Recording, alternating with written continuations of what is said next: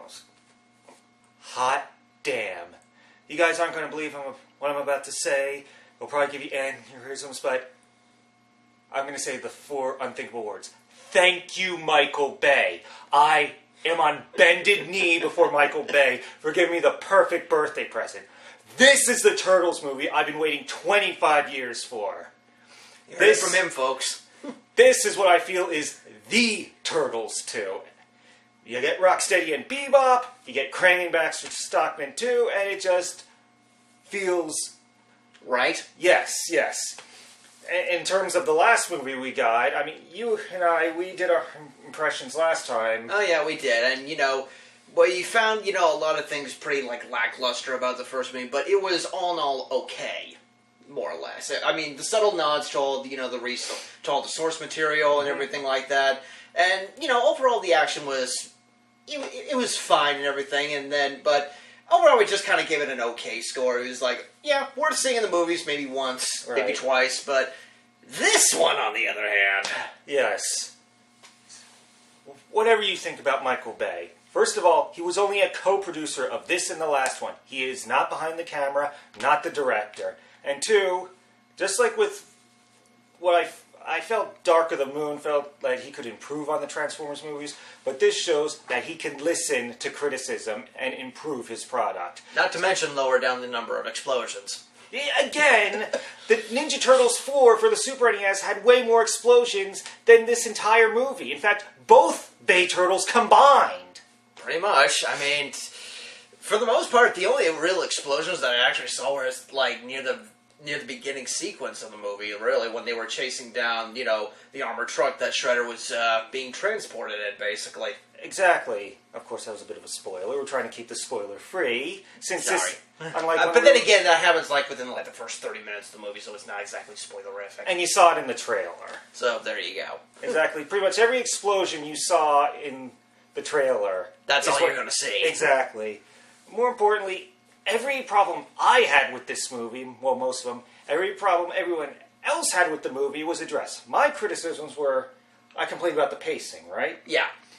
Well, I felt the last one went way too fast, didn't give us any time to just let it sink in. This one moves at a more moderate pace, and somehow manages to do that even though there's a lot more stuff to get out of the way, to build up to. Aside from the very big exposition near the very beginning. Yeah, Krang was kind of thrown in as Mr. Exposition in a very awkward manner. That's the biggest strike against the movie. As you would say, because you like TV tropes so much, giant space flea from nowhere. More or less, yes. That's a good way of putting it. And Shredder seemed way too willing to trust him. Yeah, just a little too willing. I mean, it's not like Shredder to really just go and trust the first thing he sees when he jumps into an interdimensional portal. Right. And what was another problem I had with the first one? Let's see. Oh yeah, Splinter and Shredder. Yeah. It was cool seeing them fight in the new version, but it lost their subtle coolness, where they really don't fight much, but they just, being themselves is cool enough. It's, again, when you first see Shredder in chains and an orange prison jumpsuit and all, it's just, still, even though he's technically subdued, the mere presence, it's like you're scared to be around him. You just know he's bad news. And I mean, come on, even the policeman showed that. Right. And Splinter, I don't know, just like with the Turtles themselves, they had some subtle changes to the CGI model, but I can't put my finger on it, but he looks way, way better. And just, even though he still technically looks like a giant rat, a real rat, and I know rats because I have pet rats, he looks a lot better instead of just like the little goofy out there design of the last one. Yeah. So, yeah, and problems everyone else had. I didn't feel this way, but a lot of people complained, way too much April, not enough Turtles. I don't think it was that way. It's kind of the opposite in this one. There was actually more Turtles than April. Exactly. Anyway, with the last one, I timed it. About 20 minutes of April, like, trying to find out what's going on, then 20 minutes of bouncing back between April and the Turtles, and then they spend the rest of the movie together, just like a Turtles episode. It's them getting on all sorts of crazy-ass misadventures. But this one, yeah, April is definitely more of a supporting character, and as much as I don't mind them using the IDW route of her knowing the Turtles before they mutated, it worked out for the better in this movie. It's like... Yeah, kind of, more or less. Yeah, she seemed more April-y. It's like digging for information and stuff, and being real tenacious about it. That's reporter April O'Neil, though I wish... She's kind of more of a detective than a reporter, if you think about it that way. Yeah, they really don't mention until the end that she actually got her job back at Channel 6. Yeah. Speaking of detectives, there was a certain Mr. Jones we saw this time. Oh, yeah, that was a big surprise. I was surprised they, instead of having a fully formed vigilante Casey Jones, they kind of give you an origin of why he's doing what he's doing. Yeah. But they don't really try to go for chemistry between Stephen Amell and Megan Fox. I mean, we've all seen the Casey Jones, April O'Neil romance before. We don't really need to try to rehash that here. I mean, Mike even pokes at it eventually. Yeah, they do tone down how many times they have Michelangelo hitting on April. I didn't mind that in the last movie, but maybe it was for the best because it really rubbed other people the wrong way. Yeah. So anyway, going back to designs and stuff like that, I actually really like how they designed Bebop and Rocksteady in this one. I mean, heck, they even let Bebop keep the shades and the mohawk. I think he keeps that in all versions, including IDW in 2012. I know that's what people are saying are the absolute best things about this movie, Bebop and Rocksteady. Mm-hmm. Me, I wasn't that enamored because, for me... It was just good to see him again, for one thing. On the big screen for the first time, but they're a little too late because, for me, now the definitive version of Bebop and Rocksteady is the 2012 cartoon because they're... Another thing, if you don't understand, if you've never seen the 2012 cartoon, this is going to come as a shock. Bebop and Rocksteady are intelligent. They are competent. Yeah. Eerily competent. I mean, in this iteration, I wouldn't say they're, like, totally incompetent, but they still kind of, like, you know, draw back to the Bebop and Rocksteady from the original cartoon series that I grew up with. And not exactly bumbling. I mean, they knew what they were doing. They knew what they were getting themselves into. But at the same time, they still had just enough slip-ups to make them, you know, a little bit comedic on the side. Fart joke aside. Yeah, there's a fart joke. And unlike the last one that I actually found amusing, because I remember an epidemiologist who visited my department saying, hey, I know how to make, for salmonella screening and monitoring, how to make a turtle crap on demand. Stick a Q-tip right up its ass. TMI. Well, I overheard that shortly before I went to see the last one, so it kind of resonated with me. This time, nothing. No punchline or anything. It was just a fart joke for the sake of having a fart joke, and it did not work. Yeah. Although, speaking on small little cop-outs, you did actually mention something about, like, you know, how basically the mutagen actually transformed Bebop and Rocksteady into their mutant forms. Like, whereas, you know, it was originally like the ooze was like, you know, it mutates you into the last thing you came in contact with. In this case, it was kind of like it awoke in like some sort of dormant gene inside their body that like relates to the animal that they cop out. At least in the 2012 tune, they had rhinoceros and warthog DNA on hand, which was explained perfectly. But here, it was just like that was a cop out. A dormant gene. I'm just like, okay, I've heard of worse cop outs. This isn't exactly the worst one, but they could have done better. Yeah, it's not entirely outlandish because chickens, for example, the genes for teeth are still there. They're not expressed. It's like epigenetics and stuff, but still, They could have thought of something better. Yeah, but having rhinoceros and warthog DNA on hand, if they had actually used Rocksteady and Bebop in Secret of the Ooze, which was the original plan until Eastman Laird stepped in and decided to be dicks about it, it's like, how would you have done it where instead of a wolf and snapping turtle stuff in those cells, they'd have to like go steal a rhinoceros and a warthog from a zoo? Yeah. That would have been awkward for that movie, even though I will always regret never seeing a Jim Hensonified version of Rocksteady and Bebop. The ones we got here, they're good, they're entertaining, but it's always a might have been that I'll always wonder. Speaking on, you know, CGI created entities in that movie, there's always Krang. And I'm sure, like, other Doom enthusiasts who have actually seen the movie will actually say this, but I could literally just take the Krang from that movie, slap him into the Spider Mastermind, and it would work. What's that from? I'm Doom is, the Spider Mastermind is actually from the original Doom games. He was one of the final bosses. Think of Krang just in, like, a quadruped sort of mechanical thing. Like, it kind of looks like a spider.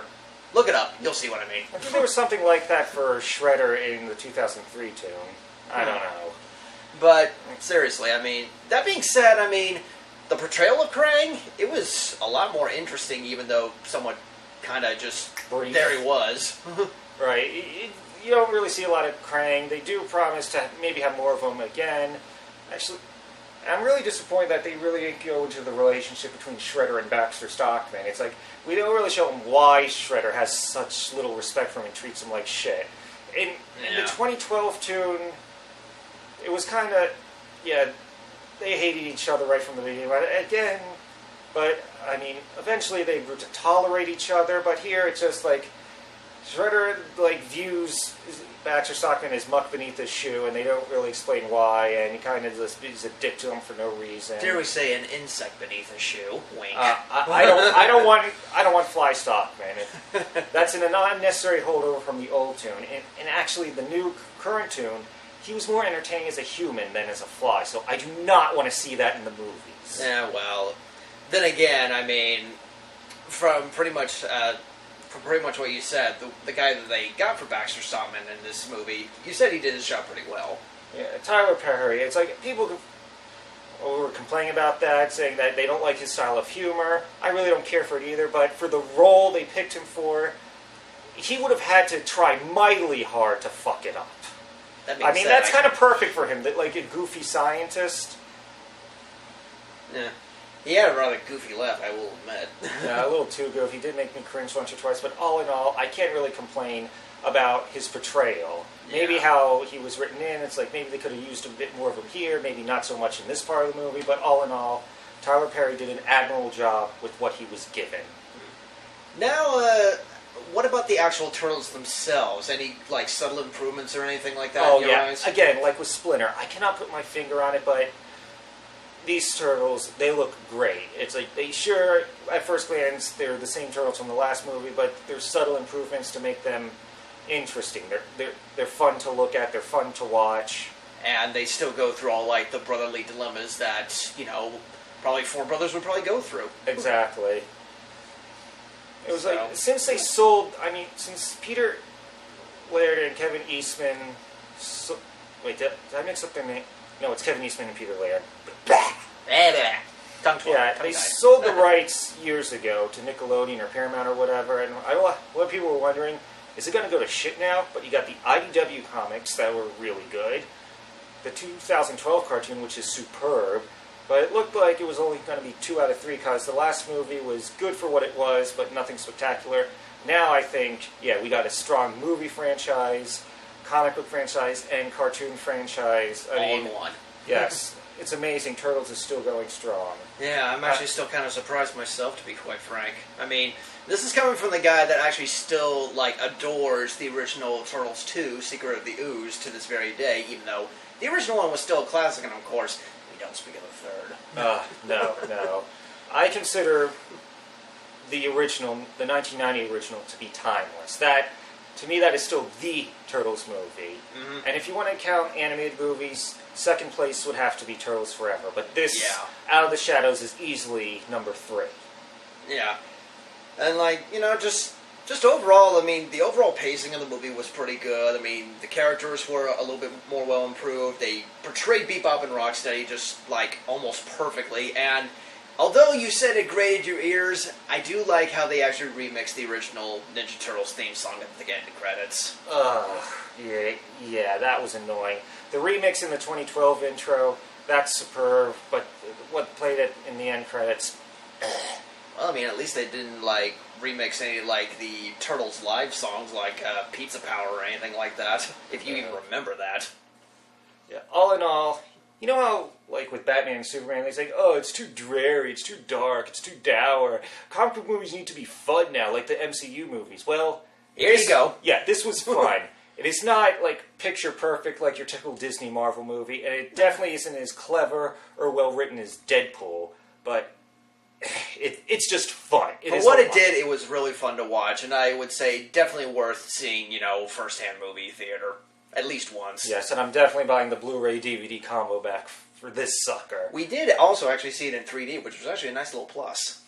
And it wasn't as necessary as like something like, oh, I don't know, Ant-Man or anything like that. Or Avatar way back when. I like saw I that did. in 2D. But it's not a waste. Like, when I went to see the first Captain America, the only tickets available were the 3D tickets, and aside from the shield coming at you a couple times, it added nothing. Here, the 3D, yeah, it does spice it up a bit. It's not necessary. All that debris and sparks in your face, that was kind of interesting. As the Technodrome was... assembling. Yeah, that's right. It is the Technodrome, as if we didn't already know. Oh yeah, trust me, if the giant eye and the large lasers coming out of the side of it wasn't really, a given, I don't know what is.